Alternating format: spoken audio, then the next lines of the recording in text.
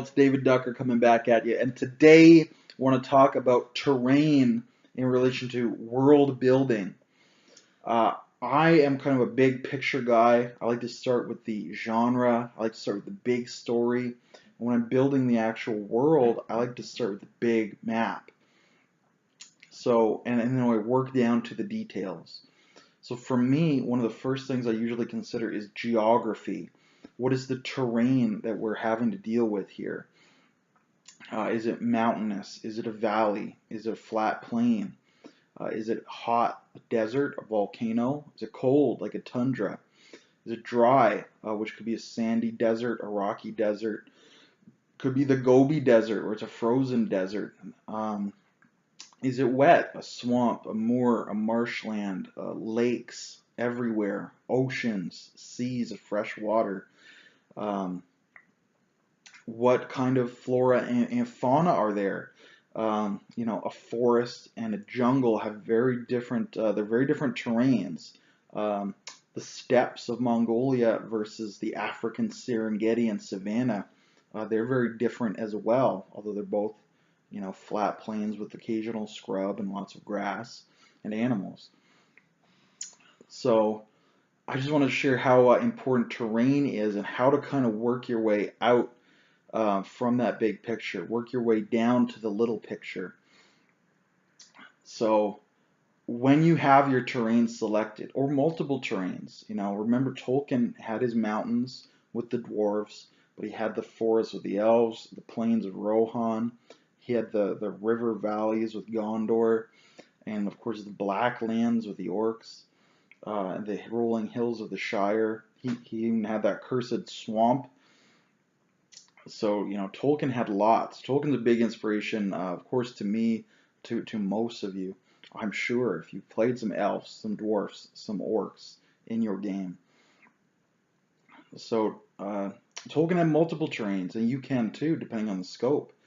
But instead of those standard ones, maybe you have a swamp and a desert and a tundra, like a lush tundra with lots of animals, woolly mammoths, saber-toothed tigers, muskox, giant reindeers. You could have some ice pack with walruses and whales surfacing, seals, sea lions. The tundra, just with that, there's so much you could do with it. You have cavemen, frost giants, ice dragons. You could have just sapient wisps of cold coming around and trying to suck the heat out of everything.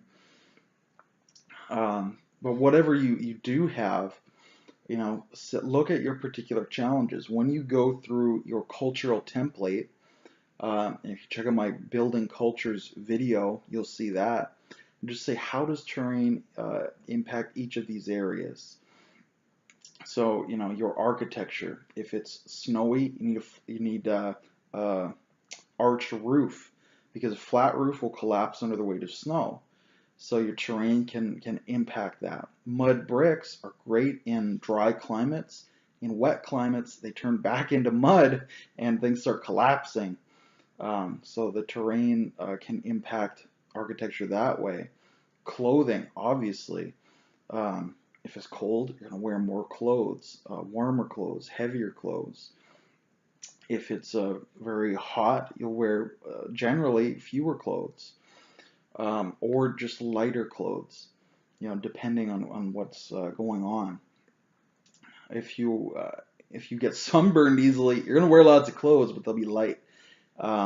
If you don't get sunburned, you might not wear any clothes at all. Look at Barsoom. So yeah, your food is gonna be super important. What kind of food can you get out of the tundra?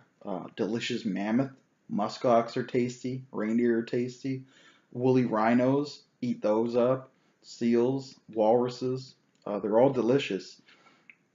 But that's a very protein-rich diet, and that could impact other areas. Um, so yeah, you got your food, your shelter, your clothing, could be your art. If you're in a mineral poor area, you might not be able to have jewelry. If you're in a wood poor area, you might not have paper. Um, so, you might, and that can be entertainment as well. You might not have books. You might only have papyrus or stone tablets. Geography can dictate all of these factors. And then, through the government, the religion, the uh, economy. Again, do you have any metal or do you just have sheep in your area? And the biology of the people who live there or the creatures that live there. Again, with that sunburn, I'm not evolved to withstand bright light all the time. I'm super pale. I burn easily. It's painful.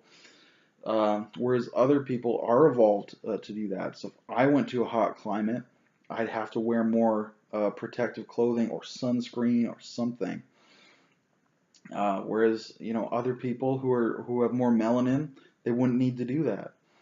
And it can impact the diet as well. Maybe the Efreet only eat fire. We know this. They're magical, of course, but the dwarfs, maybe they can subsist on relatively few vegetables. Maybe they lick rocks. They have salt lick. Maybe, who knows? Certain minerals they could just ingest directly. Um, if you come through orcs, they're very fecund. They have children very quickly. Their children grow very quickly. Whereas something like an ogre might be the opposite. Like they hardly ever have kids, and when they do, it takes forever for that baby to get weaned off of a mama's milk. And that could be a reflection of the geography of where they live, what circumstance did they evolve into. Um, and coming back again, it can affect the religion, the economy. I'll probably focus on like government and because government can really be impacted by that as well. Can they build roads? Do they need aqueducts? Do they need to work together, or are they okay just being individual tribes? In the jungle, there's not that as much need for communal, collective agriculture. There's food everywhere. Whereas in the desert, you got to work together or you'll die. So the desert might develop a bigger empire. The king is very important in the desert. He offers the shelter to the people. Whereas in the jungle, it's like the chief, he's okay, but he better not mess with me and try to steal my bananas. 'Cause I'll slap him in the mouth if he even looks at my bananas. Because the chief ain't nothing.